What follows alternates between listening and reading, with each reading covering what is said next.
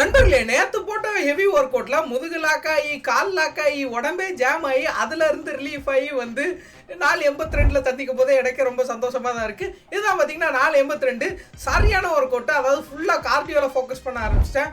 Cardio மட்டும் வெறியா போட்டு பார்த்தீங்களா எந்த அளவுக்கு அது மூச்சா இல்லை, அதுக்கு வந்து வேர்வை அந்த அளவுக்கு சிந்தி ஹார்ட் ஒர்க்கு. டெட் லிஃப்ட் தான் நண்பர்களே. எந்த அளவுக்கு டெட் லிஃப்ட் போடணும்னு முடிவு பண்ணிட்டேன்னா, இன்னும் 4-5 நாளுக்கு வீடியோவே போடக்கூடாது, வீட்டில் மொத்தமாக ரெஸ்ட்ல இருந்துடணும், அந்த அளவுக்கு டெட் லிஃப்ட் போட்டணும்னு சொல்லிட்டு போட ஆரம்பிச்சிட்டேன். கவுண்ட் ஜாஸ்தியாக போட்டிருந்தேன். நான் சரியான பெயின், இதெல்லாம் லாக் ஆகிடுச்சு. சரி ஓகே அப்படின்னு சொல்லிட்டு இன்னைக்கு ஃபுல்லாக பேக் தான் நண்பர்களே. டெட் லிஃப்ட்டு, அதுக்கப்புறம் பார்த்தீங்கன்னா பேக் விங்ஸு, அதுக்கப்புறம் பார்த்தீங்கன்னா பேக் ஷோல்ட்ரு.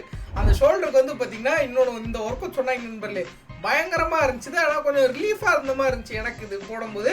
அண்ட் அதுக்கப்புறம் முக்கியமான பார்ட்டு டயட்டு தான். மார்னிங் அதாவது ஈவினிங் வந்து பிரேக்ஃபாஸ்ட். ஐயோ, ஈவினிங் சாப்பாடு பார்த்தீங்கன்னா கேரட்டு, குக்கும்பரு, கேடு இதை வச்சு மேலே வந்து சாட் மசாலா போட்டு அப்படியே சாப்பிட்டு முடிச்சுக்கிட்டேன். நம்ம நெக்ஸ்ட் வீடியோவில் பார்க்குறாங்க. ஐஷடா.